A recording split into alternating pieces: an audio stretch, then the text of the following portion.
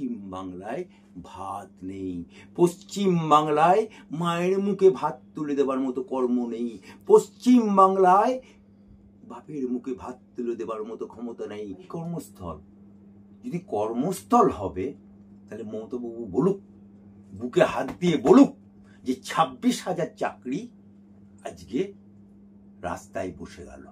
আবার কোটার নির্দেশে এসএসসি পরীক্ষায় হলো, সেখানেও এক পদ্ধতি 7 পানি মারলে। আমাদের মুখ্যমন্ত্রী মমতা ব্যানার্জি, মমতা খালা, মমতা আপা, মমতা বউ, এর আগে বামফ্রন্ট 35 বছর তারাও মুসলমানদের জন্য কিছু করেনি। তারা শুধু গ্রামে গ্রামে ব্লকে ব্লকে একটা করে ভবন তৈরি করেছে। সেই ভবনটি পার্টি অফিস। সেই পার্টি অফিসগুলোর নাম রেখেছে আহমেদ ভবন, সুলতান ভবন, খালি নাম রেখেছে, কিন্তু কাজের কাজ 35 বছর ক্ষমতায় থেকেও বামপন্থী তাদেরকে কিছু করেনি। যেমন মমতা ব্যানার্জি ক্ষমতায় আসার আগে একটি সাচার কমিটির রিপোর্ট বেরিয়েছিল। সেই রিপোর্টে পশ্চিমবাংলার অবস্থা বামফ্রন্টের আমলে দেখিয়েছিল যে, সাচার কমিটির রিপোর্টে বেরিয়েছিল যে পশ্চিমবাংলার অবস্থা ভারতবর্ষের অন্যান্য রাজ্যের তুলনায় সব থেকে গরিবী রেখার। তাদের চাকরি নেই, বাকরি নেই, ব্যবসা নেই, বাণিজ্য নেই।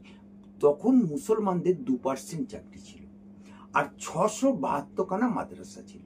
এবং মমতা ব্যানার্জি সেই সাচার কমিটির রিপোর্ট তুলে ধরে মুসলমান পাড়ায় পাড়ায়, গ্রামে গ্রামে, মুসলমান এলাকায় এলাকায় গিয়ে বলেছিল, আমি মমতা ব্যানার্জি, এই দেখুন সাচার কমিটির রিপোর্ট, মুসলমানদের কি অবস্থা, দুরবস্থা, মুসলমানদের চাকরি নেই, মুসলমানদের বাকরি নেই, মুসলমানদের ব্যবসা নেই, 672টা মাত্র মাদ্রাসা। আমাকে ক্ষমতায় আনুন, আমি 10,000 মাদ্রাসা করে দেবো। আমি পশ্চিম বাংলায় ক্ষমতায় এলে মুসলমানদের 10% চাকরি করে দেবো। মমতা বাবু, মমতা খালা, মমতা আপা, আমি অ্যাডভোকেট আলী আফজল চাঁদ, মহামান্য হাইকোর্টের আইনজীবী হিসাবে তোমার কাছে প্রশ্ন করতে চাই।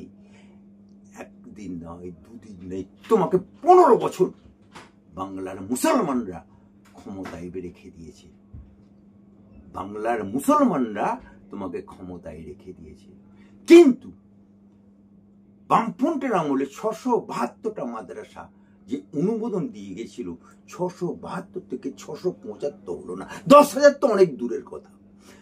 সাচার কমিটির রিপোর্ট, যেটাকে তুমি বাংলার বুকে তুলে ধরেছিলে বামফ্রন্টের আমলে, সেই সাচার কমিটির রিপোর্ট 2% মুসলমানদের চাকরি ছিল, সেটা নেমে 0.5% এসছে। এবং যেটুকু চাকরি কলকাতার বুকে বা বিভিন্ন জায়গায় হয়েছে, সেটাও নন বেঙ্গলি মুসলমানদের চাকরি।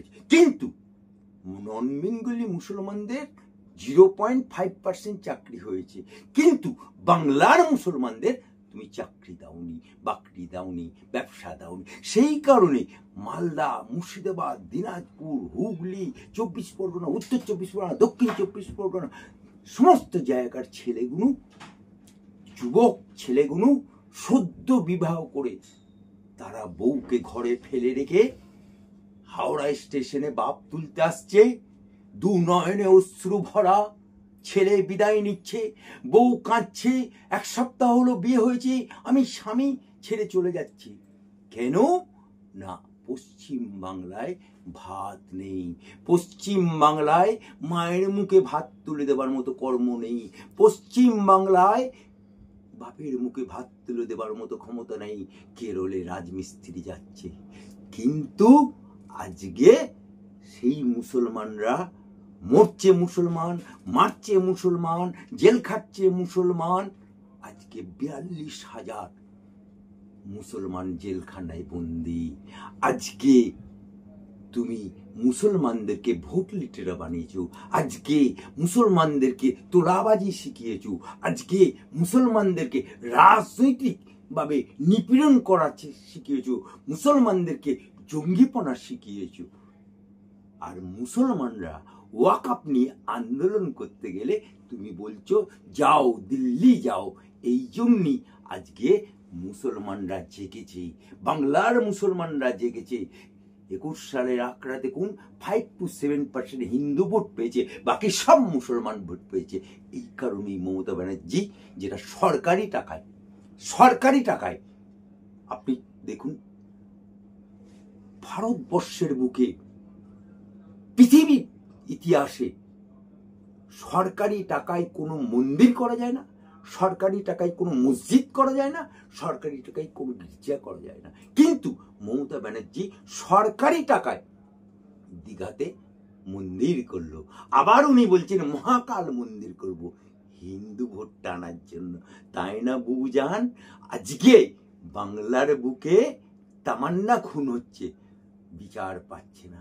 আজকে বকটুই হচ্ছে, মুসলমান মরছে, বিচার পাচ্ছে না। আজকে আনিস খান হত্যা হচ্ছে, বিচার পাচ্ছে না। আজকে বাংলার মুসলমানরা জেগেছে। সবসময় বিজেপির জুজুর ভয় দেখিয়ে আর মুসলমানদের চাপে রাখা যাবে না। বাংলার মুসলমানরা, বাংলার মায়েরা, বাংলার বুবুরা, বাংলার খালারা, বাংলার ফুপুরা, বাংলার মুসলমানরা জেগেছে। শুধু রেড রোডে নামাজ পড়ে আল্লাহু আকবার আল্লাহু বললে হবে না। ইসবার মমতা বাবু খাটিয়া খাড়া হয়ে যাবে। তাহলে কি তৃণমূল সরকারটা শুধুমাত্র মানে সংখ্যালঘুদের ভোট নেওয়ার সরকার? যখন ভোট আসে তিনি বলেন আমি সংখ্যালঘুদের হয়ে কথা বলি, সংখ্যালঘুদের হয়ে কাজ করি, কিন্তু দেখা যাচ্ছে উন্নয়নের দিকে সংখ্যালঘুরা বারবার বঞ্চনার শিকার হচ্ছে। দেখুন, বামপন্থ সরকারের আমলে মুসলমানদেরকে ফুটবল হিসেবে খেলেছে। উইকেট ভরাবে কে? মুসলমান। শহীদ মিনার ভরাবে কে? মুসলমান। ভোটে বুজ্জাম করবে কে? মুসলমান। এটা বামপন্থ করত।